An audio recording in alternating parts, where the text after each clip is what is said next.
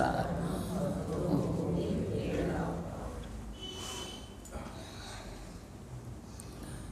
श्रवण कर। कौन करे श्रवण? जहाँ सतोगुणी माली घर बैठा, जहाँ सत्वगुण अपना प्रभाव दिखाता है, रजतम को दबाकर,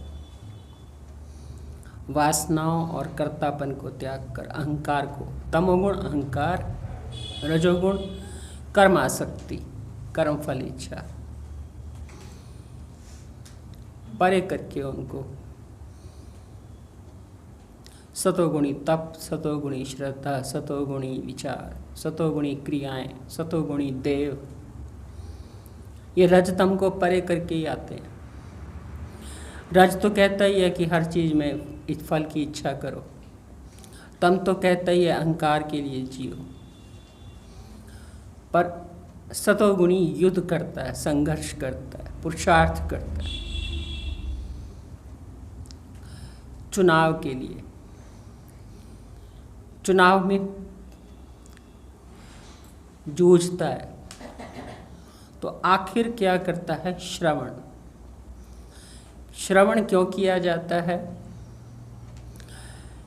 कोई हमसे कहे हम वेदांत का श्रवण क्यों करें, ज्ञान क्यों सुने, तो भगवान कहते हैं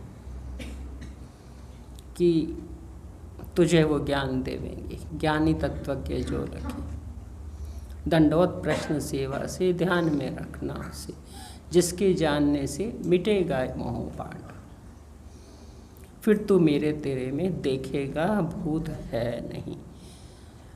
कहीं भगवान कहते हैं कि सुनो फिर मैं बताता हूँ, ज्ञान में श्रेष्ठ ज्ञान ये, जानने से इससे सर्व मुनि मुक्त हुए। यहाँ क्यों ज्ञान सुने? श्रेष्ठ ज्ञान मोह हो जाएगा, मुक्ति मिलेगी, मोह हो जाएगा, जानने से मोह मिटेगा। दूसरे तरीके से कहें तो हूँ मैं कौन, कहाँ से मैं आई, जानना चाहते हैं ये जिज्ञासु, ये जानना चाहता है मैं कौन हूँ।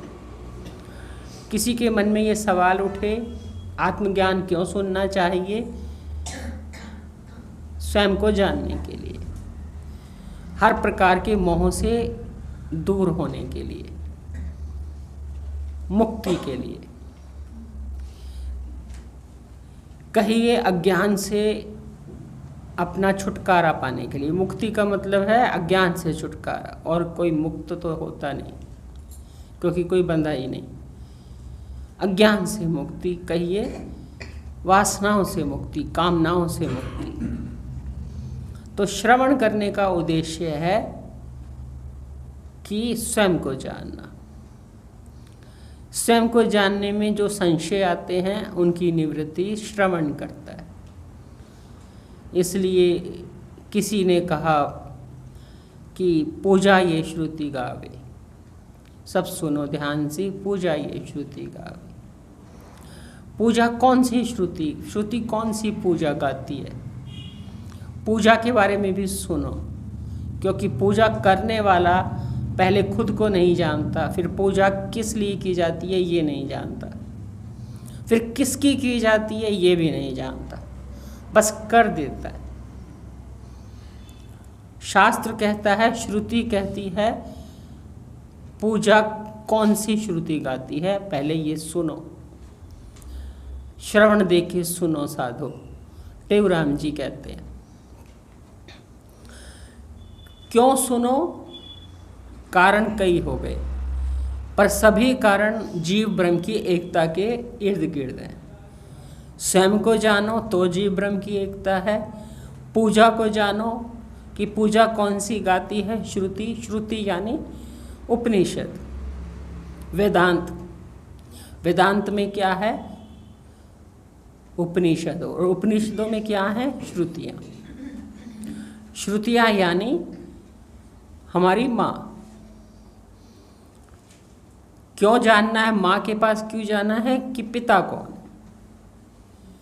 माँ से पूछना है पिता कौन है। मैं हूँ, मैं कौन, कहाँ से मैं आई, ये पिता कौन है, कहाँ से आई, किसकी उपज हूँ, कौन बताएगी? श्रुति। माँ ही सही बता पाती है कि पिता कौन है।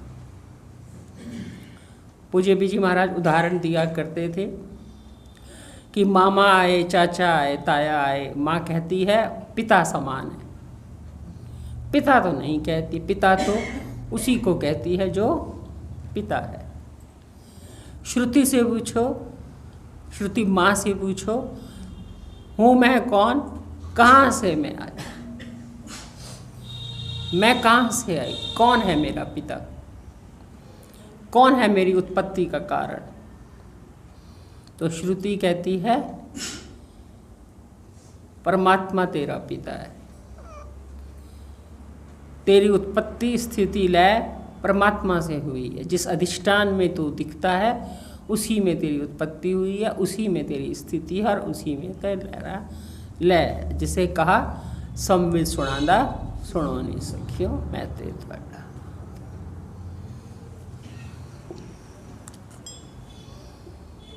तो इसलिए श्रवण करना है कि जाने कि मैं कौन हूँ, जाने कि पूजा किसकी की जाती है, पूजा का मतलब क्या है। संत कहते हैं पूजा का मतलब है पूर्ण जानना, शॉर्ट फॉर्म है पूर्ण जानने की पूजा।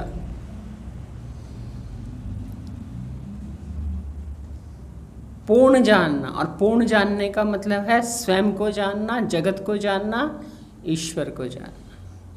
स्वयं को जान लो तो जगत और ईश्वर जाने जाएंगे, जगत को जान लो तो जीव और ईश्वर जाने जाएंगे, और ईश्वर को जान लो तो जीव और जगत जाने। किसी को जान लो, क्योंकि तीनों एक ही हैं। स्वयं को जानने में अहम ब्रह्मस्मि, जगत को जानने में विश्व सब में सब मैं ही हूँ, दूसरा कुछ है नहीं, और ईश्वर को जानने में ईश्वर सभी भूतों के हिये में बसा। ईश्वर को कहेंगे तो हिये में बसा, हिये में सबके मैं बसी, और मैं कौन? मैं आत्मा भूतों में सब हूँ। ईश्वर को जानने चले तो हिये में कौन? मैं आत्मा। और जगत को जानने चले तो विश्व में सब मैं ही हूँ। तो कहीं से भी देख लो एक ही मिलेगा, मैं ही मिलेगा, कृष्ण तत्व ही मिलेगा, आत्म तत्व ही मिलेगा। और सभी की उत्पत्ति का कारण भी फिर वही हुआ, क्योंकि कौन हुआ फिर पिता? जिसके से हम उत्पन्न हुए। हम उत्पन्न हुए मतलब जीव उत्पन्न हुए। पर भगवान कहते हैं जगत भी मेरे से उत्पन्न हुआ है, मैंने सृष्टि उत्पन्न की है, भूतों का दैव मैं हूँ। तो जगत की उत्पत्ति का कारण भी मैं, जीवों की उत्पत्ति का कारण भी मैं। जीव सीधा मेरे से जुड़ा है, जगत प्रकृति के माध्यम से। प्रकृति में मैं अपना संकल्प डालता हूँ, अपना सानिध्य देता हूँ, तो प्रकृति जगत उत्पन्न करती है। प्रकृति भी कहने को दूसरी है, पर वास्तव में मुझ में कल्पित है, इसलिए मेरे से पृथक सत्ता नहीं रखती। तो कुल मिला के फिर भी मैं ही हूँ। और ईश्वर तो वही है जो जगत को उत्पन्न करता है। उत्पन्न करने के भिन्न देखें तो वो ईश्वर है, अभिन्न देखें तो वो परमात्मा है। ये सब जानने के लिए श्रवण करा। श्रवण करा, कौन श्रवण करे? सतोगुणी। रजोगुणी और तमोगुणी अभी पात्र नहीं है, पात्र बने तो वो भी सुने, इसलिए नहीं सुनाना अभक्त को, अतपस्वी को। अभक्त और तपस्वी पात्र नहीं है, सतोगुणी पात्र है। तो कह रहे श्रवण करा फिर मनन करा। अब कोई हमारे सामने अज्ञान में दुखी है, मोहित है, ग्रसित है, तो हम चाहेंगे कि वो श्रवण करे, क्योंकि हम जैसे ग्रसित हैं, थे, रहे हैं, तो हमें किसने छुड़ाया? ज्ञान ने। हमें किसने निज रूपता का बोध दिया? श्रवण ने। हमारे संशय निकाले अपने बारे में, शास्त्र के बारे में श्रवण ने। तो जब तक कोई सुनेगा ही नहीं, उसे कैसे पता लगेगा दुख होता किसे है?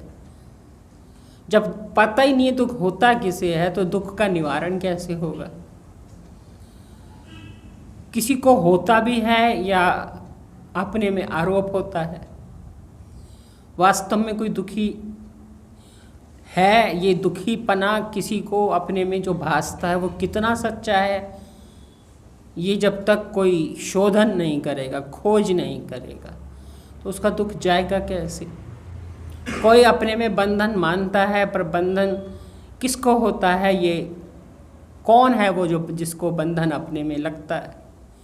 उसकी कोई खोज ही नहीं करेगा तो बंधन की निवृत्ति कैसे होगी? तो जब जब किसी ने अपने आप को इन सुख दुख से, बंधनों से, जन्म मरण से छुड़ाया है, तब तब उसको दूसरे जीवों पर भी दया आई है कि ये कैसे छूट जाएं, इन्हें कैसे अपने में जो बंधन दिखता है, दुख दिखता है, मोह करते हैं, आसक्ति करते हैं, जन्म मरण के भय से परेशान रहते हैं, मृत्यु से डरते हैं, कामनाएं करते हैं, कामनाओं की वजह से छटपटाते हैं, इनके दुख कैसे जाएं? तो हमें भी दूसरे पर दया आई। जैसे अपने पे दया आई, हम पर गुरुदेव को दया आई, गुरुदेव ने हमें दया अपने पे करनी सिखाई, हम भी किसी और पे दया करें और उसे छुड़ाने के लिए प्रेरित करें कि सुनोगे तो पता लगेगा मोह कैसे जाएगा, सुनोगे तो पता चलेगा कि दुख कैसे जाएंगे, इच्छाएं कैसे छूटेंगी, बंधन कैसे छूटेंगे, मुक्त कैसे होगे इन कामनाओं के मोहजाल से। तो इसलिए श्रवण करो, पर खाली श्रवण से काम नहीं बनेगा, मनन करा। इसलिए भगवत गीता ने कहा जानने से इसे सर्व मुनि मुक्त हुए। यहाँ भगवान ने कई जगह कह दिया मुनि, मुनि यानी मननशील, सीधा कह दिया मननशील, यानी जानने मात्र से छूटते नहीं हैं, जानने से इसे सर्व मुनि मुक्त हुए। मननशील, मननशील का मतलब है, सीधे सीधे शब्दों में कहें तो उस चीज को अपने जीवन से घटाना, अपने जीवन में घटा देना। जैसे आपने सुना कि 2 और 3 5 होते हैं, 5 और 5 10 होते हैं, ये आपने पढ़ा, फिर वो जीवन में दिखा कि हाँ 2 और 3 5 होते हैं, इसका मनन हो गया, मनन हो गया, बार बार वो हमारे सामने आया कि कैसे 5 और 5 10 होते हैं, कैसे जोड़ सही होता है, घटा के नियम कैसे चलते हैं, जोड़ के नियम कैसे चलते हैं, गुणा के नियम कैसे चलते हैं, वो हमारे सामने आ गया प्रत्यक्ष। सवालों से हमने उसका अभ्यास किया, मनन किया, और जब हमने जीवन में उसको उतारा तो मनन उसका बार बार वो चीज़ रिपीट होती गई, मनन होती गई, पुनरावृत्ति होती गई, पुनरावृत्ति से वो निश्चय में बैठ गई। अब कोई कहे नहीं 2 और 3 मिलके 6 होते हैं, तो कोई नहीं मानेगा, हो ही नहीं सकते। क्यों? देखा है, मनन किया है, होश में रह के किया, बेहोशी में नहीं। तो मनन होश में किया जाता है। क्या होश में? कि जो सुना है कि मैं कहाँ से आई, वो मनन करके देखा है कि मैं कहाँ से आई। शरीर को माँ के गर्भ से होता देखा है, मैं को नहीं होते देखा, मैं को तो अधिष्ठान से आते देखा है, होते देखा है। मैं की उत्पत्ति तो उस परमात्मा से उत्पत्ति देखी है। कोई कहे कि हम इसलिए कहते हैं मैं कहाँ से आई, तो समझते हैं हम पूर्व जन्म में कहाँ से आए और अब कहाँ से आए। वो मतलब नहीं है। हर मैं अधिष्ठान से आई है, हर लहर जल से आई है, हर कपड़ा सूत से आया है। सूती कपड़ा तो सूत से आया है, और कपड़े की बात छोड़ो। सूती कपड़ा इसीलिए कहते हैं क्योंकि सूत से आया है। तुम्हें जानने वाला इसलिए कहते हैं, तुम में चुनाव की ताकत इसलिए है, जानना इसलिए है क्योंकि तुम ज्ञान से आए, ज्ञान से आए, बोध से उत्पन्न हुए। जो बोध से उत्पन्न हुआ, ज्ञान से उत्पन्न हुआ, उसी में जानना है। जो आनंद से उत्पन्न हुआ, उसे ही सुख की मांग है। ये सीधी सी बात है, सीधा गणित है। मनन से ये चीज स्पष्ट हो जाती है। स्पष्टीकरण के लिए मनन है। जो भी जहाँ सुना है उसका स्पष्ट कैसे हो, वो स्पष्ट दिखे। आंखों में काजल क्यों डाला, स्पष्ट दिखे। स्पष्ट कैसे दिखे, मनन से। क्या चीज दिखे कि मुक्ति क्या है। मुक्त कोई होता है तब होता होगा जब बंधन होता होगा, और यदि बंधन सच होता होगा तो कोई हमें मुक्त नहीं कर सकता।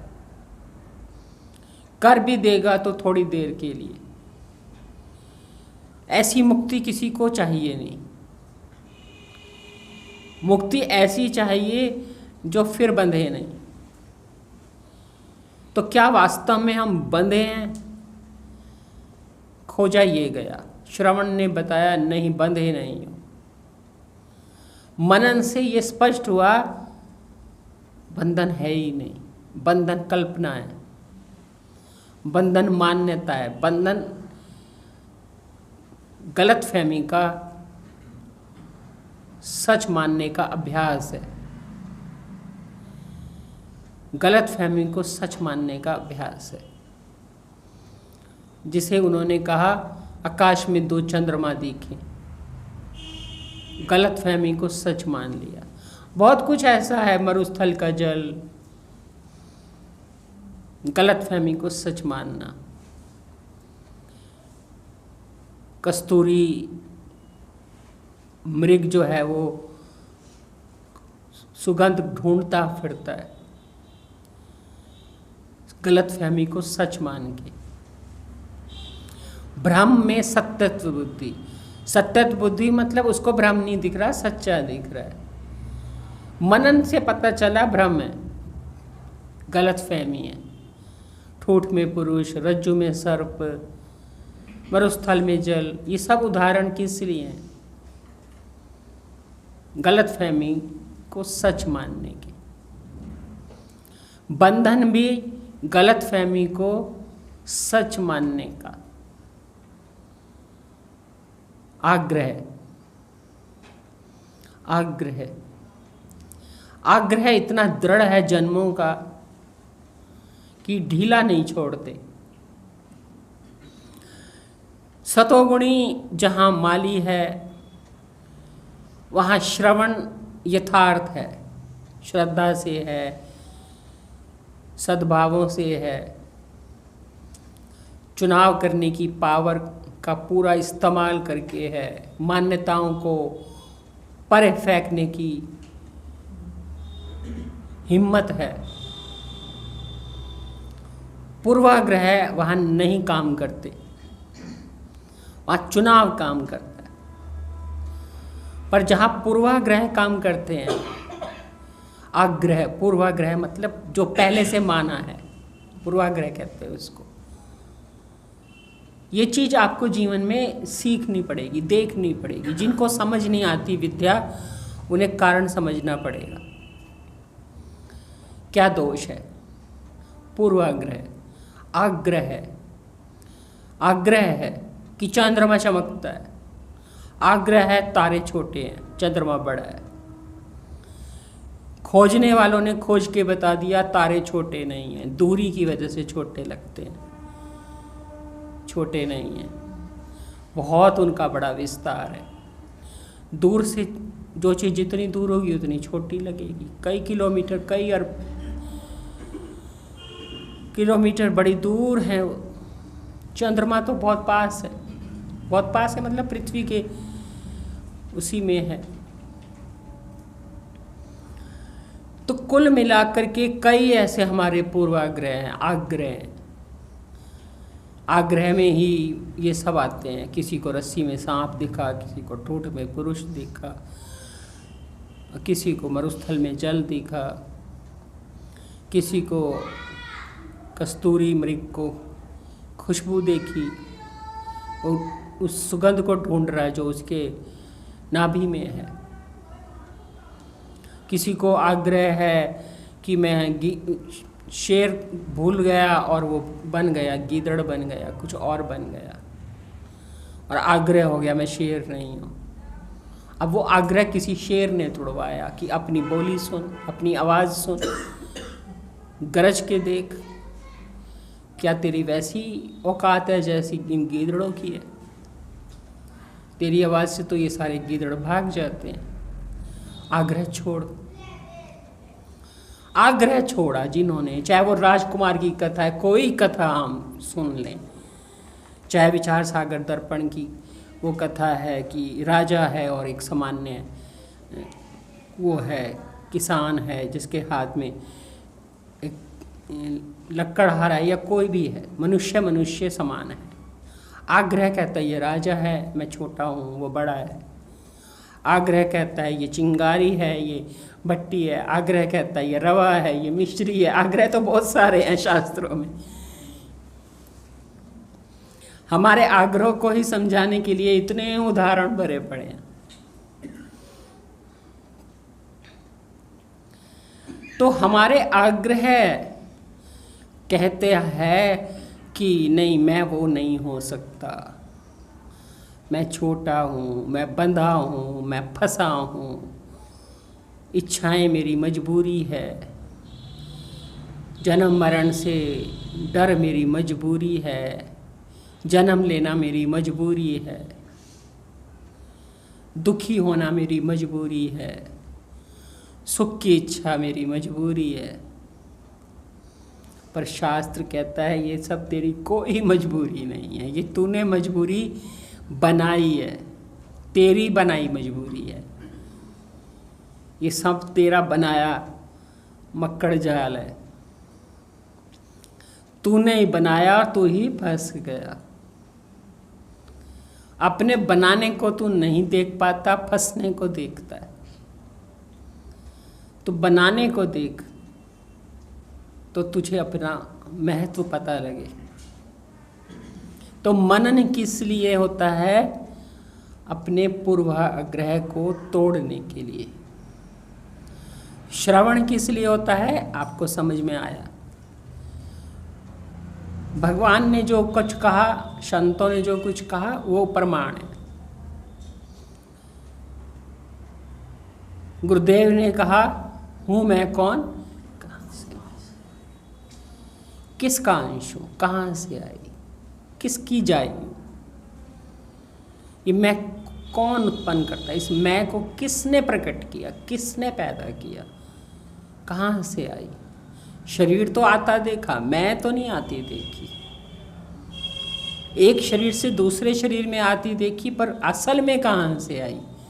ये तो यात्रा है, ये तो घरौंदे बदले, ये तो मकान बदला, मैं कहाँ से आई। सतोगुणी को ये विचार आता है।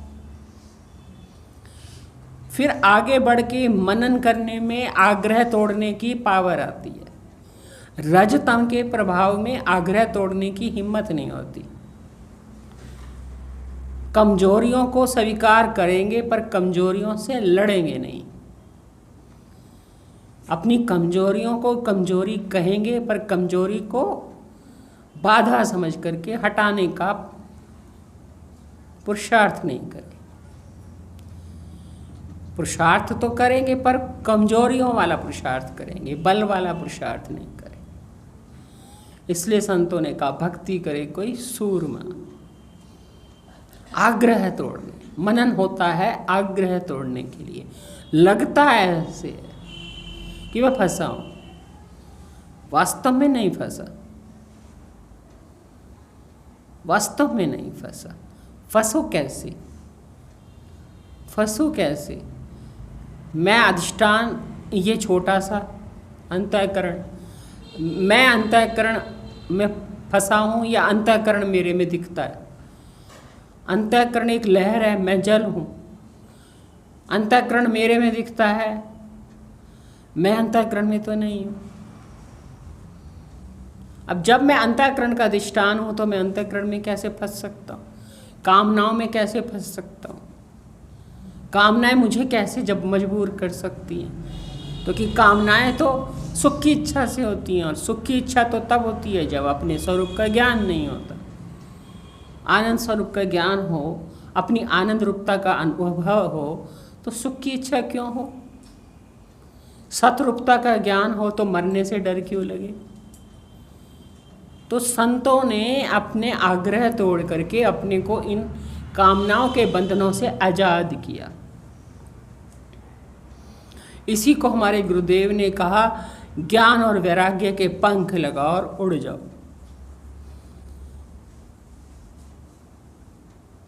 किस में? चिदाकाश में। उस आकाश में जहां तुम्हारे को कोई बांध नहीं सकता। तो ये है मनन करा, श्रवण मनन करा, फिर क्या करा? निधिध्यासन होवे। जैसे जैसे आग्रह टूटते जाएंगे, टूटते कैसे जाएंगे? क्योंकि आग्रह तोड़ने का जिम्मेदारी महसूस होने लगेगी। ये अपनी ही जिम्मेदारी अपने लिए है,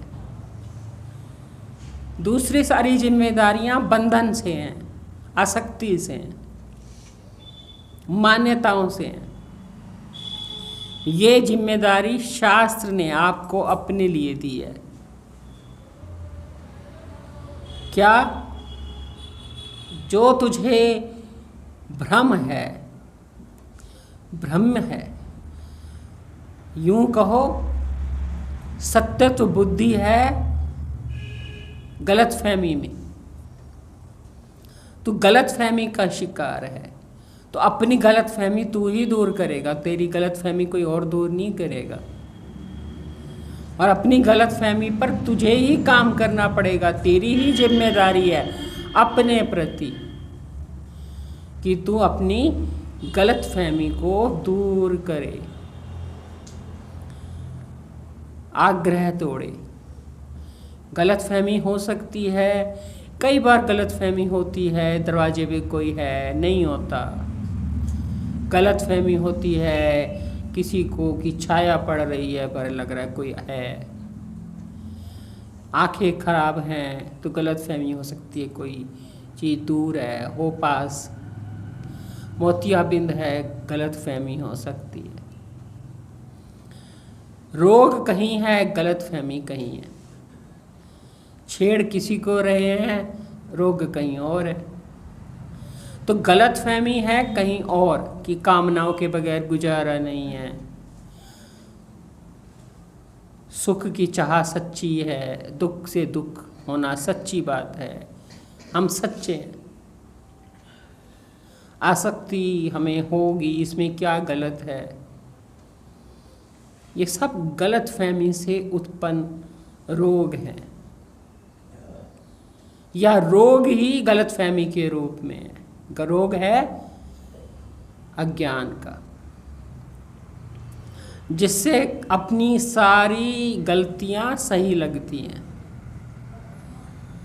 और जो सही काम है वो बड़ा कठिन मालूम पड़ता है। तो मनन करके अपनी गलतफहमियां जितनी दूर करते जाएंगे, आग्रह तोड़ते जाएंगे। जीव होने का आग्रह, जन्म हुआ है ये आग्रह, मर जाऊंगा ये आग्रह, बड़े आग्रह हैं।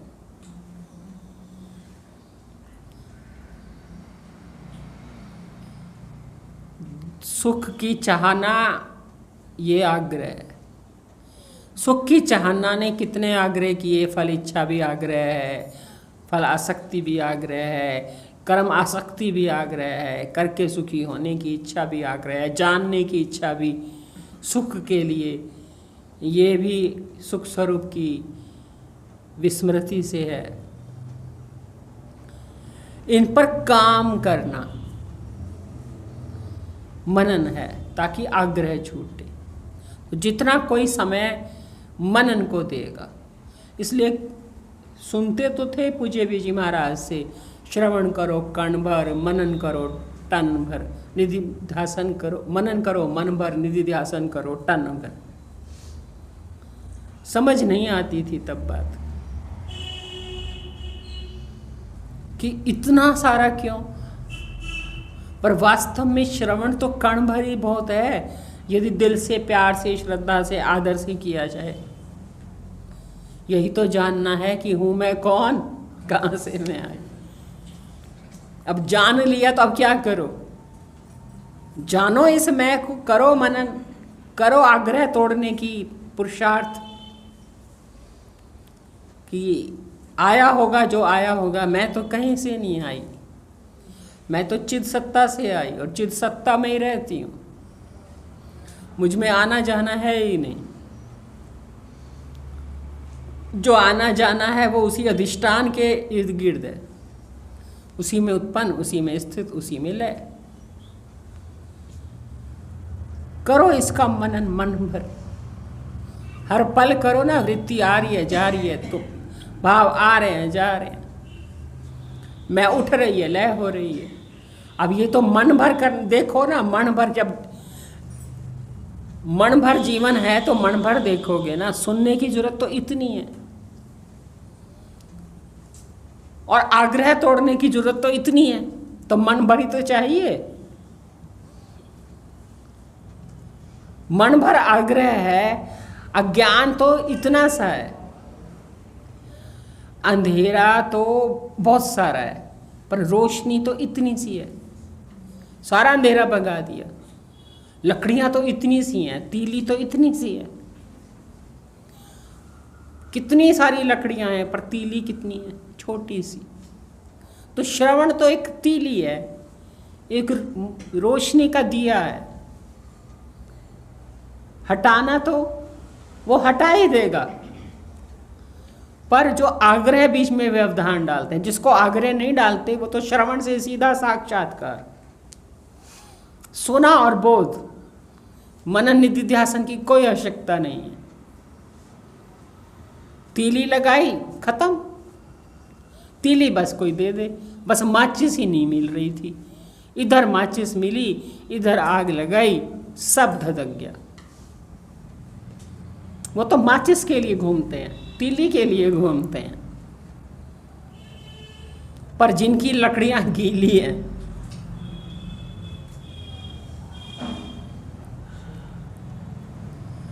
जिनको व्यवधान है, संशय है, आग्रह है, मान्यताएं हैं, संसारी पुरुषों के संग से बहुत सारी मान्यताएं बना ली हैं, आग्रह बना लिया है। देख देख के सास भी ऐसे करती थी, दादी भी ऐसे करती थी, माँ भी ऐसे करती थी, जिठानी है ना, सब ऐसे रोते हैं, सभी सुखी की इच्छा करते हैं, सभी कामनाओं के मारे हैं, तो हम कहाँ गलत हैं? कोई गलती नहीं करते, सभी तो ऐसे। तो वो गलत फहमी, आग्रह नहीं लगता।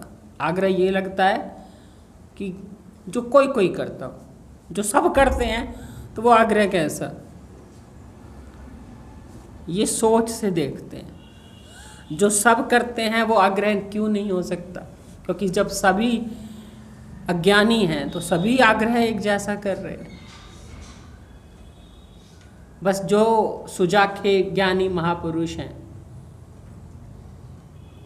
उन्होंने ही अपने आग्रह तोड़े हैं। तो जितना कम देखो संसारियों को, उनको कम आदर्श मानो, उनके नक्शे कदम पे कम चलो, तो आग्रह तोड़ने में आसानी होती है। जितना महापुरुषों को देखो, संतों को देखो, उनकी जीवनियों को सुनो, उनके निकट ज़्यादा रहो, उनकी बातें ज़्यादा सोचो, संसारियों के बारे में ज़रा कम सोचो, महत्व कम दो, तो मनन करने में आग्रह जल्दी टूटते हैं। उनके नहीं टूटते जो अनुसरण संसारियों का करते हैं। आजकल फॉलो करने का रिवाज है ना, फॉलो करते हैं तो अनुसरण करते हैं।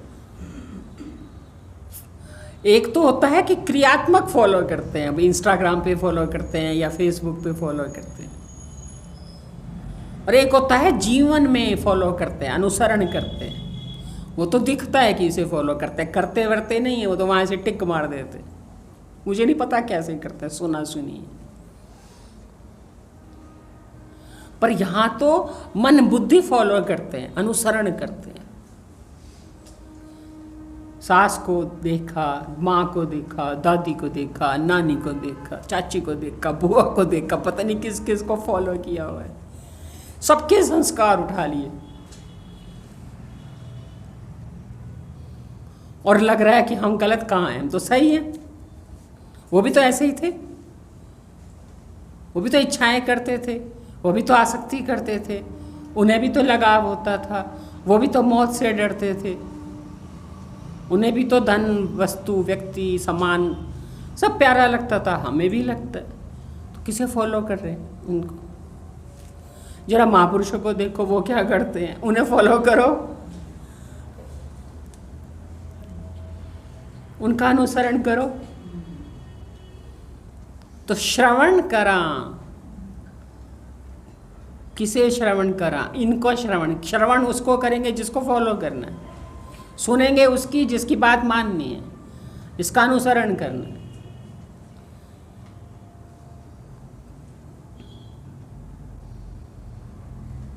उसका मनन करें। मनन होगा तो फिर निधिध्यासन होगा, फिर वो चीज़ जब आग्रह टूट जाएंगे, पूर्वाग्रह टूट जाएंगे, मान्यताएं टूट जाएंगी, गलतफहमी टूट जाएगी, तो सच्चाई की निधि पर आसन जमेगा, सच्चाई दिखने लग जाएगी, सच्चाई जीवन में आ जाएगी, जीवत्व का भ्रम टूट जाएगा, पराधीनता का भ्रम टूट जाएगा, उत्पत्ति का भ्रम टूट जाएगा, मूल में कहें तो भेद भ्रम टूट जाएगा। तो इसलिए उन्होंने कहा जब निधिध्यासन होगा तो होगा साक्षात्कार।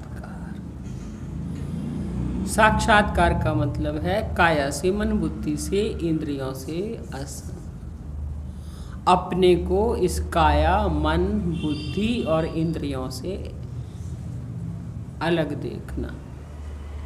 काया अपने में है, मैं काया में नहीं हूँ, काया मुझ में दिखती है, मन मुझ में दिखता है, मैं मन में नहीं हूँ। जैसे लहर जल में दिखती है, जल लहर में नहीं है। भूत धरता ना भूतों में, मम आत्मा भूत है। मैं आत्मा जो है वो जल की तरह है और ये सब भूत लहर की तरह है। काया भी लहर है, मन भी लहर है, बुद्धि भी लहर है। काया, मन, बुद्धि, इंद्रियों से असंग हो। क्यों असंग हो? क्योंकि ये काया, ये मन, ये बुद्धि, ये इंद्रियां अधिष्ठान में दिखती हैं। ये साक्षात्कार हो गया। साक्षात सब आकारों में वही दिखने लगा। साक्षात, सीधा, स्पष्ट आकार उसमें दिखते हैं। मैं आकारों में नहीं है, मैं यानी चेतन। गलतफहमी में क्या लगता है? आत्मा अंदर है, कहीं अंदर बैठ है और ये शरीर मुख्य चीज है। बहुत वर्ष मेरा भी ये भ्रम रहा। ये चीज बड़ी मुश्किल स्पष्ट हुई। कोई कोई चीज़ बड़ा पुरुषार्थ मांग लेती है, जल्दी स्पष्ट नहीं होती, क्योंकि आग्रह बहुत बड़ा है। जितना बड़ा आग्रह है वो उतनी मुश्किल से चीज़ स्पष्ट होती है। आग्रह तोड़ने में देर लग जाती है, बात तो स्पष्ट ही होती है, आग्रह नहीं टूटता। लगता है कि ये मुख्य है, इसमें कहीं आत्मा। इसलिए उदाहरण भी मुझे उस टाइम याद है, जचता वो था जो पूज्य बीजी उदाहरण देते थे, बीज में वृक्ष। आत्मा बीज लगती थी और ये सारे वृक्ष लगते थे। वो कोई छोटा सा बीज है, कारण तो है पर बीज है, और ये वृक्ष है। ये जल लहर, सोना चांदी, सोना आभूषण, ये उदाहरण ज़्यादा स्पष्ट नहीं होते थे, क्योंकि उसमें सोने का व्यापक सत्ता है, आभूषण की सीमित सत्ता है। लहर की सीमित सत्ता है, जल की व्यापक सत्ता है, तो वो स्पष्ट नहीं होते थे, अनुभव में नहीं आते थे। जच जाए, उधर बुद्धि से जचने का क्या महत्व है। उदाहरण वही ज़्यादा जचता था जो हमारे आग्रह ना टूटे कि सारा संसार का परमात्मा बीज है और ये सारा संसार उसका वृक्ष है।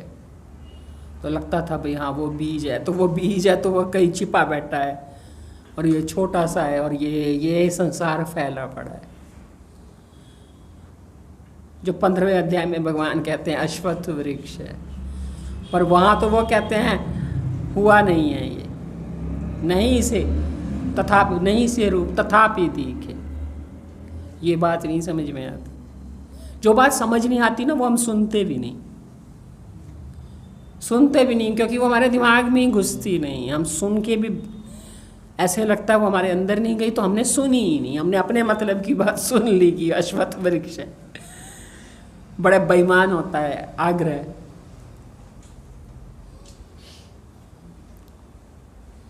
आग्रह बड़ा बेईमान होता है।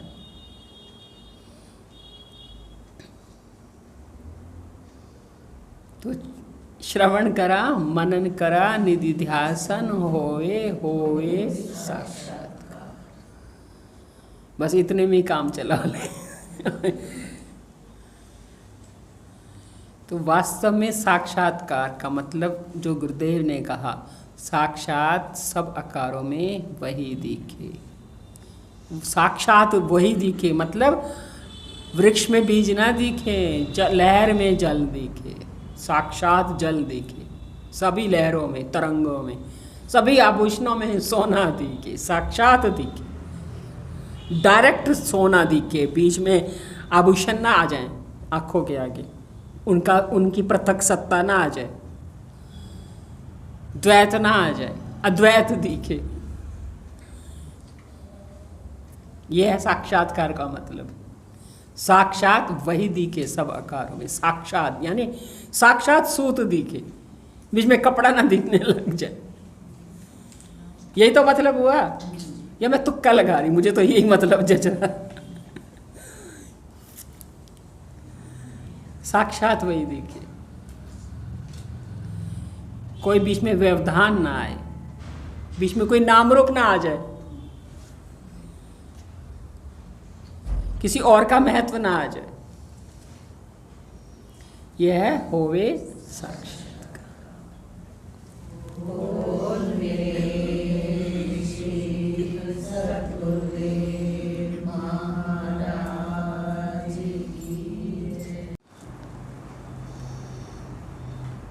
आप तरह होरानो निस्तारा भक्तो होवे बेड़ा।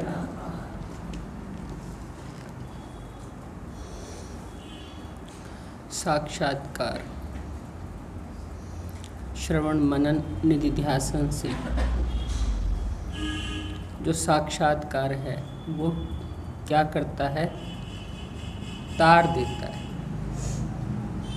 तार देता है मतलब पार ले जाता है। बिना तैरे पार नहीं हो सकते। स्वयं तैरो या नाव पे बैठो, जहाज पे बैठो, वो भी तैरते ही हैं। तैरना तो पड़ता ही है। तैरने का मतलब है उससे अपने को अलग कर लेना, उसमें मिलने न देना। अपनी बाहर के तैरने में कर्म प्रधानता है, वेदांत में ज्ञान की प्रधानता है। वहाँ क्रिया से तैरा जाता है सामान्य जल में, यहाँ ज्ञान से तैरा जाता है। तो आप तरा हो रानो निस्तार, एक शब्द हम बोला करते थे पहले, मुझे उसका एग्जैक्ट शब्द याद नहीं है, बहुत बार मेरे ध्यान आता है पर मुझे वो शब्द याद नहीं आता।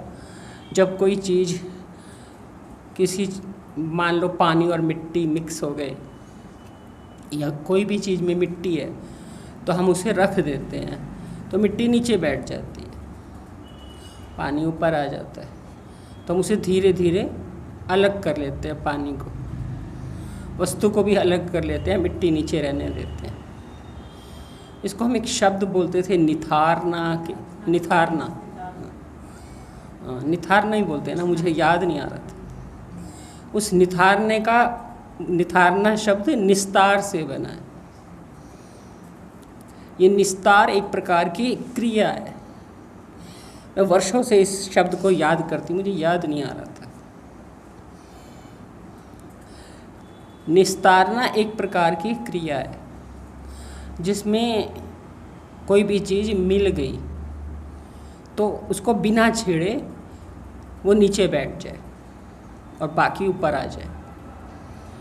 जैसे निर्मली बूटी भी यही करती है कि पानी को साफ करके कचरा नीचे बिठा देती है। वेदांत में ये उदाहरण दिया जाता है। किस लिए दिया जाता है? वेदों की नीति का शेष।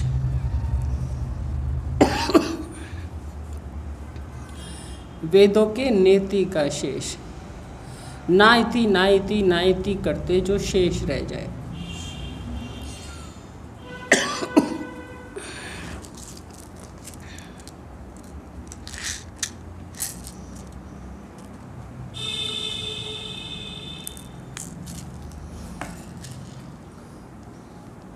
जो शेष रह जाए वस्तु है वो। तो निस्तारे का मतलब है जब गुरुदेव कोई ऐसी युक्ति बताएं जिसमें हम नाइति नाइति नाइति करते हुए जो शेष रहे, वो मैं हूँ, वो आत्मा है, वो चेतन है। तो आप तो साक्षात्कार से तरा, तरा मतलब जो हो रहा है उसमें तैर गया, असंग रहा, अपनी निर्लिप्तता का बोध रहा। जब निर्लिप्तता का बोध रहा तो उसमें मिला नहीं, जिसको भगवान ने पद्म पत्र ज्यों, कमल का फूल, कमल का पत्ता कीचड़ में रहता है पर मिलता नहीं। जिसे हम आम भाषा में कोई पॉलीथीन यूज़ करते हैं तो वो लेती नहीं है, छाता है, पानी से इतना उस पर असर नहीं होता, निर्लिप्त रहता है। कमल पत्र भी निर्लिप्त रहता है। पॉलीथीन भी हम इसी रूप में यूज़ करते हैं कि अंदर की चीज़ को वो भीगने नहीं देता, तो निर्लिप्त रखता है। तो स्वयं तो निर्लिप्त रहता ही है पर दूसरे को निस्तार सिखाता है, नेति की शेष सिखाता है। नाइति नाइति का जो शेष है वो सिखाता है। तो जब नाइति नाइति करते हैं तो जो भवजल है उससे बेड़ा पार होता है। भवजल कहाँ है? इसी इति में। जिसको नाइति करा वो इति, इति मतलब जिसका, इति के दो अर्थ हैं। एक तो आम अर्थ लगाया जाता है यह, और इति का वैसे अर्थ होता है जिसका जिसकी समाप्ति होती है, जो परिच्छिन्न है, जो परिच्छिन्न है। तो हम हिंदी में जब, संस्कृत में जब लिखते हैं तो आखिर में क्या लिखते हैं? इति, इति श्री। तो इति का मतलब है जो यहाँ खत्म हो गया, जो सीमित है। तो ना इति का मतलब होता है जो खत्म होता है। और सिखाने के टाइम ये तरीका बताया जाता है, यह तू नहीं है, यह ब्रह्म नहीं है, जो चतुर्श्लोकी भागवत में भी है। यह ब्रह्म नहीं है, यह ब्रह्म नहीं है, यह ब्रह्म नहीं है। इस प्रकार निषेध की पद्धति मतलब नेति नेति, ना इति, सब जानते ही हो। पुनरावृत्ति है, पुनरावृत्ति मनन के लिए, श्रवण के लिए नहीं, मनन के लिए।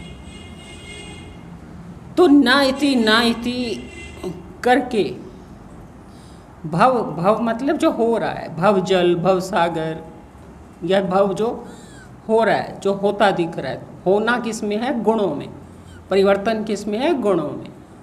क्रिया किस में है? गुणों में। तो क्रिया जिसमें हो रही है, जो जहाँ गुण खेल रहे हैं, वो भव है। और भव तो होए बेड़ा, बेड़ा पार। बेड़ा ही होता है ना नाव में जो पार लगाता है, बेड़ा ही वो मारते मारते पार ले आते हैं। जिसको नाविक मारता है उसको बेड़ा ही बोलते हैं। तो बेड़ा पार कर दिया, तैरते उसमें से असंग करते करते अलग ले जाते, यदि पानी नाव में आ जाए तो नाव डूब जाएगी। लेकिन पानी नाव में आने नहीं देते, सिर्फ पानी नाव के ऊपर तैरती है। तो बेड़ा उसको पार कर देता है, पार ले जाता है। तो कब बेड़ा पार होता है? जब नेति नेति नेति निषेध करते जाते हैं। किसका निषेध? जो भव है, जो हो रहा है, जिसमें गुण है, जिसमें क्रिया है, जिसमें होना है। रहना नहीं है, बस होना है। होता है, रहता नहीं है, फिसल जाता है, प्रवाही है। इसलिए अधिभूत प्रवाही है। तो जो प्रवाही है, जो भव है, जो सागर है, जो जल है, उससे बेड़ा पार हो गया। कब? जब जिसको साक्षात्कार है वो आप तो असंग रहा, आप तो अपनी असंगता के बोध में रहा, पर औरों को नेति नेति के माध्यम से भव से बेड़ा पार करा दिया। भव तो होवे होरानु निस्तारा, भव तो होवे बेड़ा।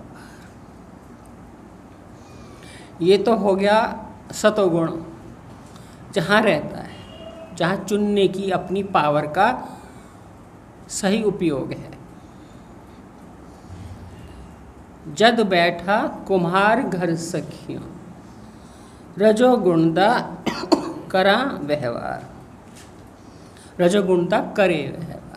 अब यहाँ चुनाव नहीं है, यहाँ करे, रजोगुण करे। सतोगुणी माली तो चुनाव करता है। चुनाव इस वजह से करता है कि उसे व्यवस्था चाहिए, उसे अनुशासन चाहिए, उसे सुंदरता चाहिए, उसे सही चीज़ को पनपने का मौका चाहिए, गलत चीज़ को हटाने की पावर यूज़ करनी है और सही चीज़ को पावर देनी है। सतोगुण का यही चुनाव रहता है।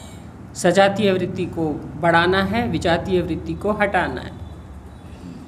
सत को महत्व देना है, असत को महत्व नहीं देना। रजोगुण जो है वो चुनाव नहीं करता, उससे हो जाता है। वो बेबस है, कमज़ोर है, उसके प्रभाव में दब जाता है। इसलिए जद बैठा कुम्हार घर सखियों, रजोगुणदा करे व्यवहार। रजोगुणदा करे, करे कौन करे? कर्ता करे।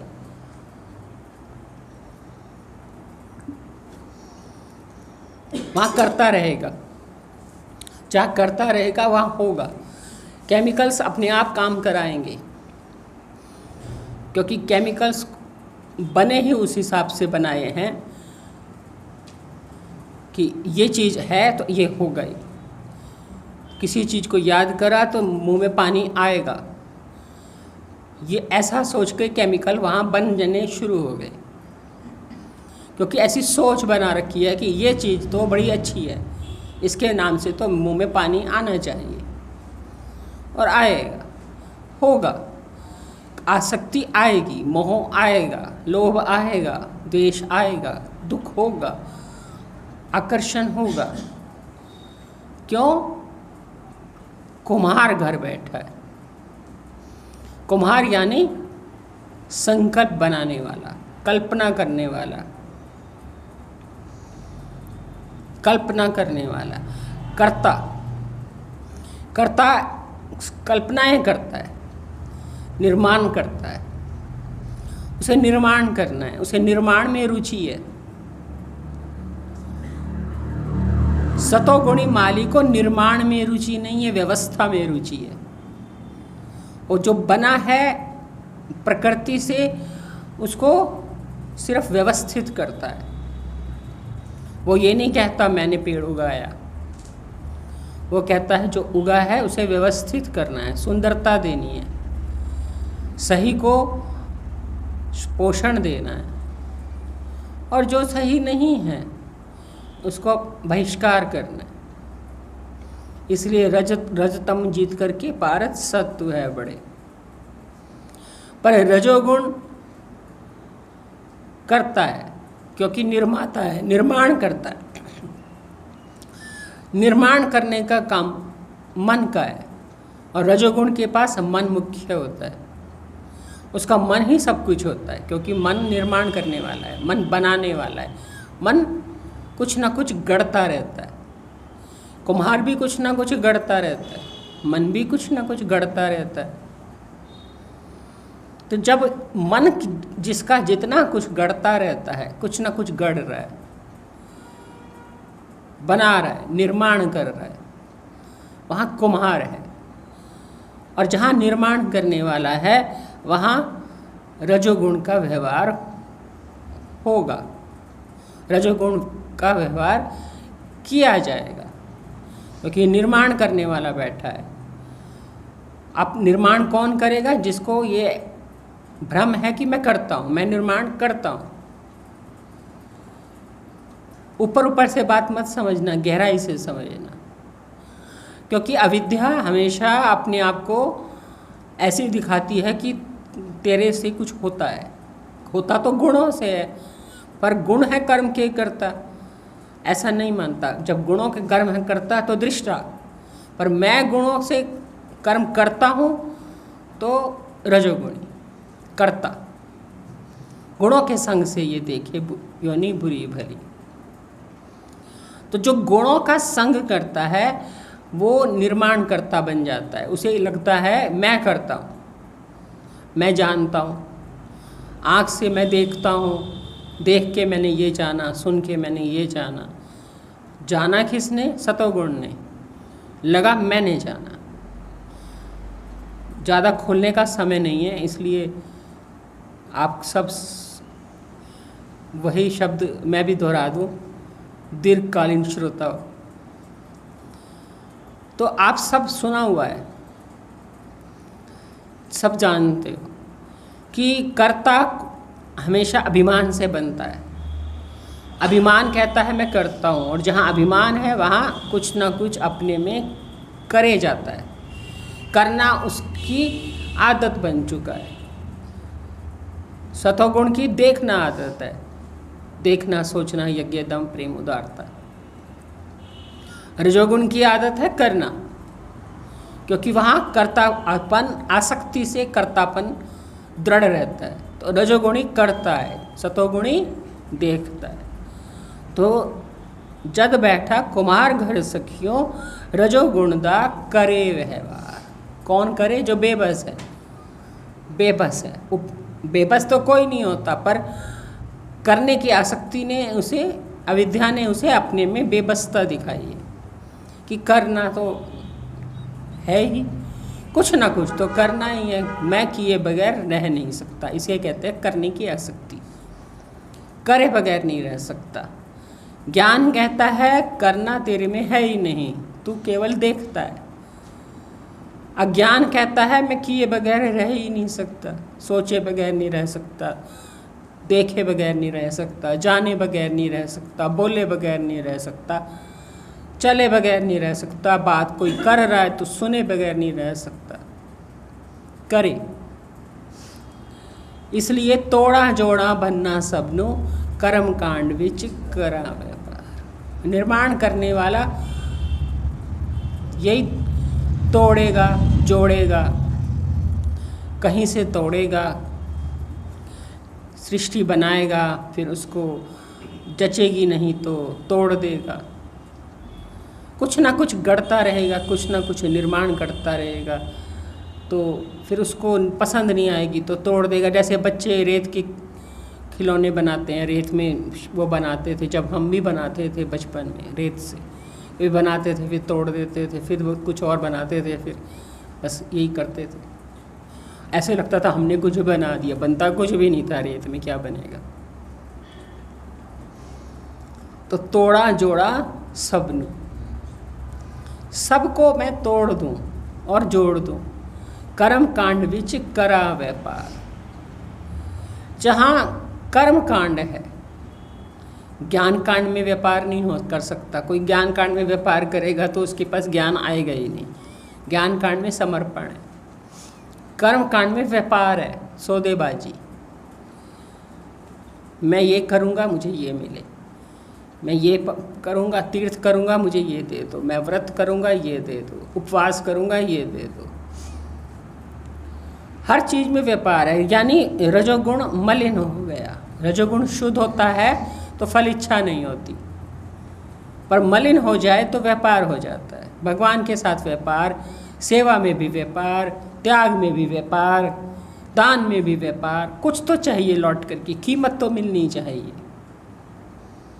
स्थूल हो के सूक्ष्म हो, प्रशंसा ही मिल जाए, अच्छाई ही मिल जाए, अच्छा ही कहला दूँ।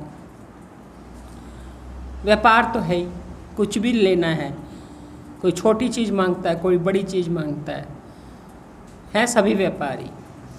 तो ये जो करने वाला है, जहाँ मन मुक्ता है, जहाँ निर्माण करने वाला करे बगैर नहीं रह सकता, वहाँ करने की आसक्ति है, क्योंकि उसको करने का अपने में दृढ़ भाव निश्चय है कि मैं करता हूँ। तो वो कुछ ना कुछ तोड़ा जोड़ा बनना सबनु कर्म कांड विच करा व्यापार। स्वर्गी आवा नरकी जावा, नैया घूमे विच मझधार। स्वर्ग से आऊँ, अच्छे विचारों से आऊँ, कभी खुशी हो, खुश है, सब कुछ अच्छा लग रहा है तोड़ने जोड़ने में तो स्वर्ग बन गया। कभी तोड़ने जोड़ने में सब कुछ बुरा लग रहा है तो नरक बन गया। आप ही स्वर्ग बनाता रहता है, आप ही नरक बनाता रहता है। कामनाएं पूरी हो गई तो स्वर्ग बन गया, कामनाएं ना पूरी हुई तो वही नरक बन गया। आज वही कामना अच्छी लग रही है स्वर्ग है, कल वही कामना बुरी लग रही है कि क्या कामना कर ली, वही कामना अब दुख देने लगी तो नरक बन गया। आज वही व्यक्ति स्वर्ग है, कल वही व्यक्ति नरक है। आज यही परिस्थिति स्वर्ग है, कल वही परिस्थिति नरक है। आज वही घर स्वर्ग है, कल वही घर नरक है। व्यक्ति भी कभी स्वर्ग होते हैं, कभी नरक बन जाते हैं, कभी परिस्थितियां वही स्वर्ग होती हैं, कल उसमें नरक भाव बन गया, क्योंकि तोड़ा जोड़ा चलता रहता है। कभी तोड़ लिया, कभी जोड़ लिया। वृत्ति उससे हट गई तो वह नरक हो गया, वृत्ति उससे जुड़ गई तो वह स्वर्ग हो गया। मन के मुताबिक चल रहा है तो सब स्वर्ग है, मन के विपरीत है तो सब नरक हो गया। किसी का कोई निश्चित रूप नहीं है कि हाँ ये आज इसे हम स्वर्ग कह रहे हैं तो हमेशा इसे स्वर्ग ही कहेंगे। किसी के पास आप बैठे हो, जी बड़ा अच्छा लगता है, बड़ा स्वर्ग है, कल आप उसी को कहोगे इसके साथ बैठ के नरक की फील आती है, क्योंकि तोड़ दिया। तो ये तोड़ा जोड़ा बनना सबनु कर्म कांड विच करा व्यापार। इस व्यापार का परिणाम ये है कि कभी वो स्वर्ग बन गया, कभी वो फल इच्छा है ना। फल इच्छा हमेशा हमारे मन के अनुकूल तो होती नहीं, फल इच्छा हम करना छोड़ते भी नहीं। जो फल इच्छा करना छोड़ता नहीं, वो कभी कामना पूरी हो गई तो उसके लिए स्वर्ग है, ना पूरी हुई तो नरक है। वो जीत, ये धरती के स्वर्ग नरक हैं, बाकी तो जो नहीं देखे स्वर्ग नरक तो अलग हैं ही। तो स्वर्गी आवा नरकी जावा, कभी स्वर्ग से आया कभी नरक से जा रहे हैं। आज चिढ़ गए तो नरक है। वो कहते हैं ना, इस संसार की दोस्ती दोनों तरफ से जंजाल है, रीझे तो चाटे खींचे तो काटे। ये पूज्य बीजी महाराज कहा करते थे। रीझे तो चाटता है, अब चटवाना भी कितने दिन किसी को अच्छा लग सकता है। कईयों को जीवन भर भी अच्छा लगता है, पर हर किसी को तो नहीं चटवाना हमेशा अच्छा लग सकता। तो जब तक चाटना अच्छा लग रहा है वही स्वर्ग है, जब वही चाटना बुरा लगने लगे तो वही चाटना नरक बन जाता है, जान भी छोड़। तो कई कहते हैं कि हाँ जी, ये कामना की पूर्ति में व्यापारी बंदे का ऐसा ही रूप है। भाव बढ़ गए वस्तु के तो मजे आ गए, स्वर्ग हो गया। भाव गिर गए तो नरक हो गया। व्यापार में भी यही कुछ है। बैठे बिठाए व्यापार में क्या होता है, रेट बढ़ गए, माल भरा पड़ा है, रेट बढ़ गए, बल्ले बल्ले।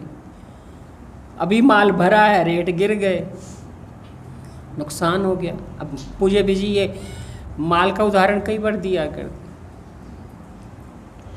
कि माल भरा पड़ा है, रेट गिर गए। अब हुआ तो कुछ भी नहीं है, माल भी वही है, तुम भी वही हो, पर बाजार में रेट घट गए, भाव घट गए। एक बाहर भाव होते हैं, एक भीतर भाव होते हैं। बाहर के भावों से भीतर के भावों पर असर होता है। बाहर रेट गिर गए, माल भरा हुआ है, आप कहोगे मैं तो नुकसान में चला गया, मैं तो नुकसान में चला गया। अब आपको डिप्रेशन हो गया क्योंकि भाव का असर भाव पर हो गया। तो जब व्यापार जहाँ है वहाँ स्वर्गी आवा नरकी जावा। चढ़ गए स्वर्ग, गिर गए नरक। कोई बंदा चढ़ गया नज़र में स्वर्ग, कोई बंदा गिर गया नज़र में नरक। बंदे तो वही होते हैं। परिस्थिति, वस्तु, व्यक्ति, संसार में सब कुछ यही है। तो स्वर्गी आवा नरकी जावा, नैया घूमे इसी में घूमती रहती है नैया, मझधार में, धारा के मध्य में। धारा के मध्य में, धारा से मतलब है उसको, वहाँ था भव तो होवे बेड़ा पार, जो हो रहा है उससे बेड़ा पार है, वो निर्लिप्त है। और यहाँ धारा के मध्य में, खुद ही धारा में कूद गया, जो हो रहा है उसमें खुद कूद गया, प्रवेश कर गया। डूबने वाला व्यक्ति उसी में घुस गया, जो अलग था उसमें घुस गया। था अलग सतोगुणी के लिए भी, था अलग रजोगुणी के लिए भी, पर रजोगुणी उसमें घुस जाता है, सतोगुणी जानता है कि मैं अलग हूँ। इसलिए रजोगुण व्यापारी, तोड़ने जोड़ने वाला, नैया घूमे बीच में, जीवन की नैया, जिस नैया से मन बुद्धि अहंकार जो मिले थे, नैया ही थे ना वो। मन बुद्धि अहंकार किस लिए मिले हैं? पर सर्वांग योग में क्या कहा है, ये जब ये तीन गुण जो है इसी से स्थूलता पाई स्वरूप बोध के लिए मन बुद्धि अहंकार बन के कार्य है करे। तो मन बुद्धि अहंकार नैया ही है ना, नैया है ना, नाव है ना, वही तो हमें तारते हैं। मन से मनन करोगे, बुद्धि से विचार करोगे, अहंकार से अपनी जो धारणा शक्ति है उसको बदलोगे, धारणा इधर से उठा के उधर लगाओगे। पर इसी मन बुद्धि अहंकार की नैया घूमे, ये जो मन बुद्धि अहंकार जो नैया है जिसके माध्यम से पार होना था, उसी को ही मझधार में डाल दिया। नैया घूमे, हमारा जीवन मन बुद्धि अहंकार रूपी नैया के इर्द गिर्द ही तो है। जीव की पहचान क्या है? मन बुद्धि अहंकार। साक्षी क्या है? उपित, और जीव क्या है? विशिष्ट। विशिष्ट घुस गया, उपेत असंग रहा। दो ही तो लाइनों में सारा वेदांत है, विशिष्ट और उपेत में, असंग और तद्रूप में।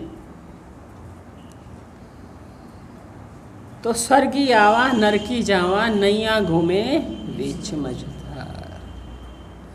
मझधार में घूम रही है, स्थिर नहीं हो रही है, न पार हो रही है, घूम रही है।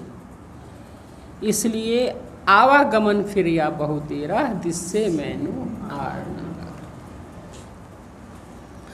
आवागमन फिरिया, आना और जाना, आवागमन, आए गए। जैसे कोई बार बार आ रहा है जा रहा है, हम कह रहे क्या चक्कर क्यों फिर रहा है, फिर क्यों रहा है। आना जाना, आना जाना, आने जाने के पीछे कोई मकसद होना चाहिए ना। बाजार क्यों गए, काम था। आए क्यों, काम हो गया। पर कोई बाजार जा रहा है, आ रहा है, आ रहा है, जा रहा है, आ रहा है, लाया कुछ नहीं, तो कहेंगे कि बिना मकसद के क्या कर रहा है, आ रहा है जा रहा है, आ रहा है जा रहा है, लाया तो कुछ नहीं, खरीदा तो कुछ नहीं। कहेंगे कि पूंजी तो थी, पर पूंजी ना मेरी बेकार चली गई, मैं इसलिए कुछ ला नहीं पाया। तो जब हम कुछ संसार में ले नहीं पाए, क्योंकि व्यवहार में तो जो कुछ हम लेते हैं वो यहीं रह जाता है। वस्तु, व्यक्ति, मान सम्मान, प्रतिष्ठा, संबंध, सब कुछ यहीं रह जाते हैं, ले तो कुछ नहीं जाते। लोग कहते हैं हम कर्म साथ ले जाते हैं। जो कर्म साथ ले जाते हो उससे फिर क्या लोगे, वही वस्तु, व्यक्ति। कर्मी पावे कपड़ा, कर्म से कपड़ा ले जाओगे, कपड़ा फिर यहीं रह जाएगा। तो आवागमन कौन करता है, आना जाना, आना जाना। एक आना जाना इसलिए करता है कि बस मैं गई और लेके आ गई। व्यापारी भी करते हैं, गए और लेके आ गए, पर गए और लेके कुछ नहीं आए, खाली आता है। किराया भी भरा, लेके कुछ नहीं आए।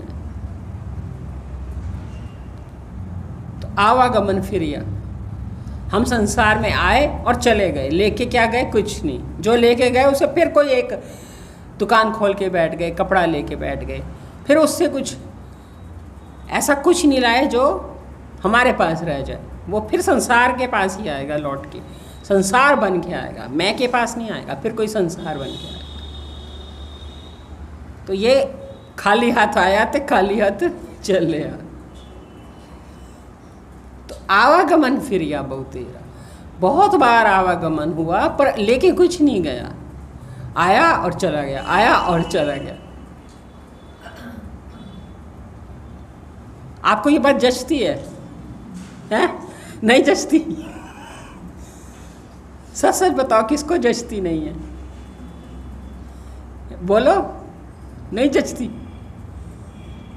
और किसे नहीं जचती? क्या अच्छा, क्या लगता है, क्या ले जाते हो? क्या लगता है कि क्या ले जाते हो? आपका शरीर जब यहाँ रह जाएगा तो जो कपड़े सिलवाए वो तो यहीं रह जाएंगे, जेवर यहीं रह जाएंगे, पति यहीं रह जाएगा, पुत्र यहीं रह जाएगा, अच्छाई जो करने वाले लोग हैं वो यहीं रह जाएंगे, बुराई करने वाले लोग भी यहीं रहेंगे। आप क्या लेके जाओगे? हैं? तो फिर मैं पूछ रही हूँ, किसी को नहीं जचती तो आपको क्यों लग रहा है नहीं जचती? क्या ले जाओगे बताओ? अच्छाई का फल क्या हो जाएगा? यदि वो निष्काम है तो आपका चित्त शुद्ध करेगी, सकाम है तो कुछ दे देगी, वस्तु दे देगी, घर दे देगी, वो ले जाओगे। उससे उसको वो आपके किस काम का है? वो वही देगा जो इस जन्म में पुण्य पुंज से मिले हुए सुख के साधनों ने दिया। आसक्ति, चिपक, छिन ना जाए भय, बना रहे, उसके लिए मेहनत। तो जब जो कुछ आगे लेंगे उसके लिए भी तो फिर संघर्ष करना पड़ेगा ना, उसे बचाने के लिए। तो वो वस्तु ऐसी मिली जो बदलने वाली थी, टिकने वाली तो मिली नहीं किसी को। तो बदलने वाली वस्तु पर एतबार तो कर नहीं सकते।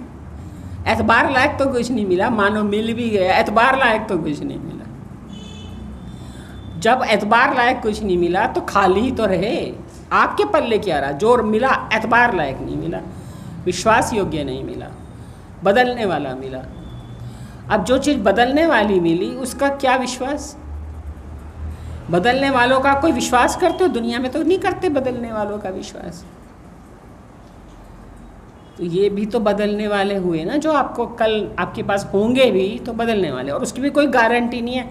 आप सोच रहे मैंने अच्छा किया, अच्छाई की, पर क्या पता आपकी तरफ से अच्छाई है, सामने वाला आपको गलत मान रहा हो, आपके पाप बन रहे हो, आप पुण्य समझ रहे हो। आप सोच रहे हो वो दुआ देगा, क्या पता वो बद्दुआ दे रहा हो। तो यहाँ कुछ नहीं कह सकते कि क्या होगा, कुछ नहीं कह सकते। कर्म की गति गूढ़ है, इसलिए असल में हम सब खाली जाते हैं। यहाँ का भरोसा करने से तो खाली जाते हैं। अपने पास तो वही रहता है जो अपना असली धन है। ये धन कभी, चाहे वो अच्छाई का भी धन हो, वो भी हमारे पास नहीं रहता। उससे क्या ले लोगे? सुख के साधन ले लोगे, वो क्या आपके पास रहेंगे? अकेले आप भोगोगे, बाकी सब भी तो भोगेंगे। तो आवागमन फिरिया बहुतेरा, दिस्से मैनू आर न पार। जब आवागमन बहुत फिर लिया, इस कर्तापन की बीमारी से, करने की आसक्ति से, फल की इच्छा से, फल की इच्छा को व्यापार कह दिया, करने की आसक्ति को रजोगुणदा करे व्यवहार कह दिया। भगवत गीता की तरह से समझो, या करने की आसक्ति को कुम्हार कह दिया,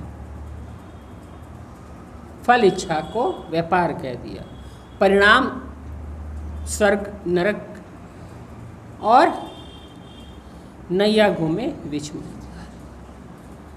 जावे सतोगुणी ऊंचा बीच में राजसी रहे। मनुष्य लोक में हमेशा ज़्यादातर रजोगुणी लोगों का ही जन्म होता है।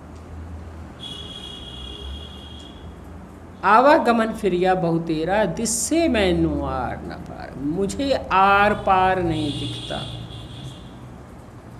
आर भी नहीं दिखता, पार भी नहीं दिखता, क्योंकि मझधार में हूँ ना, मझधार में हूँ ना, कंफ्यूज हूँ।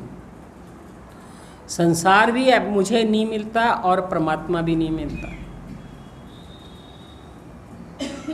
यहाँ संसार आज तक किसी को भी नहीं मिलता। ये नहीं कि कोई एक स्पेसिफिक बंदे की बात है जिसने अपने अंतःकरण में रजोगुण का प्रभाव देख लिया। जिसके भी अंतःकरण में रजोगुण का प्रभाव है, उसको कभी किसी को आज तक संसार मिला नहीं है। चाहे वो प्रधानमंत्री बन जाए, राष्ट्रपति बन जाए, अमेरिका का ही बन जाए, भारत का तो छोड़ो, विश्व विजेता बन जाए,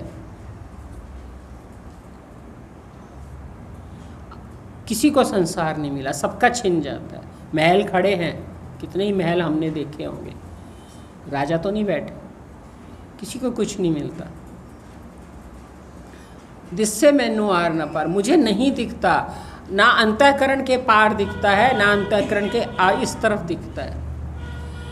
परिणाम में अपने अंतःकरण की दृष्टि भी बाधित हो गई है। रजोगुण के प्रभाव से मेरी दृष्टि भी बाधित हो गई है, मुझे कुछ नहीं दिखता। अविद्या के खोपे लगे हुए हैं, अज्ञान के खोपे लगे हुए हैं। अज्ञान का ऊपर से ऐसा मोटा कवर आ गया है कि कुछ दिखाई नहीं देता। पार भी नहीं दिखता, आर भी नहीं दिखता। आर कौन है? यूं देखो तो संसार है, और यूं देखो तो उपाधियों के परे परमात्मा है, और पार भी उपाधि के परे परमात्मा है। इधर भी उपाधि के परे आत्मा है, और इधर भी नाम रूप के पीछे अस्थि भांति प्रिय परमात्मा है। पर मुझे दोनों तरफ नहीं दिखता, इधर भी नाम रूप, इधर भी नाम रूप, इधर विषय, इधर विषय, इधर ज्ञाता, इधर ज्ञे, इधर ध्याता, इधर ध्येय। ये त्रिपुटी के मध्य ही करने की आसक्ति वाला घूम रहा है। आवागमन फिर गया बहुतेरा, जिससे मैनू आर न पार। मैं को नहीं दिखाई देता कुछ भी, आर भी नहीं, पार भी नहीं। जो दिख रहा है बस, दिखता कुछ नहीं है, बस करता है। यूँ कहो, करता बहुत कुछ है, तोड़ा जोड़ा, दिखता कुछ नहीं। दिखता कुछ भी नहीं, अंधा है, अंधा है, बस करना आता है। करता भी कैसे है? अंधेरे में, अज्ञान में। जैसे अंधेरे में हम हाथ पैर मारते हैं ना, दिखता कुछ नहीं है, मार रहे हैं। कभी अंधेरे में हाथ पैर आपने मारे हो? बिस्तर पे पड़े पड़े लाइट जलाने का मन ना करे, 0 वाट का बल्ब, मैं तो जलाती नहीं, जो लोग जलाते हो उनके मुझे नहीं पता। रोशनी कमरे में आती ही नहीं तो कुछ दिखता नहीं है। आई ड्रॉप भी रखी कहीं होगी, हाथ कहीं मार रहे, पानी की बोतल गिर जाती है कितनी बार। मेरे साथ तो जब भी मैं होता है, मुझे अविद्या और अंधकार की तुलना करने का मौका मिल जाता है। मैं हमेशा अंधकार को देखती हूँ और कहती हूँ ये है अविद्या, धोखेबाजी, दिखता कुछ नहीं, अंदाजे, दिखना कुछ नहीं, बस कर रहे हैं, हाथ मार रहे हैं। तो रजोगुण जो है वो करता बहुत कुछ है पर उसे दिखता कुछ ही नहीं है। आँख नहीं है उसके पास, सिर्फ हाथ है, यानी ज्ञान नहीं है, कर्म है, कर्म है। ज्ञान कर्म समुच्चय होना चाहिए ना, भगवान ने कहा ना, ज्ञान बुद्धि कही मैंने, मान तू पारथ कर्म। भगवत गीता समझने के बाद तो कोई कंफ्यूजन रहना ही नहीं चाहिए। तो ज्ञान बुद्धि कही मैंने, बिना ज्ञान के कर्म जो है अंधा है ना, वो यही तो है। ज्ञान का और कर्म का आपस में जब मेल होता है तो अंध पंगु न्याय, अंधा चलता जाता है, पंगु रास्ता बताता जाता है। वो चल नहीं सकता पर रास्ता बता सकता है, अंधा जान नहीं सकता पर चल सकता है। तो ज्ञान के पास पैर नहीं है, आंखें हैं। कर्म के पास पैर हैं पर आंखें नहीं हैं। यही है ना? कहीं तो मैं गलत होती होंगी, बता दिया करो भाई यहाँ गलत हो।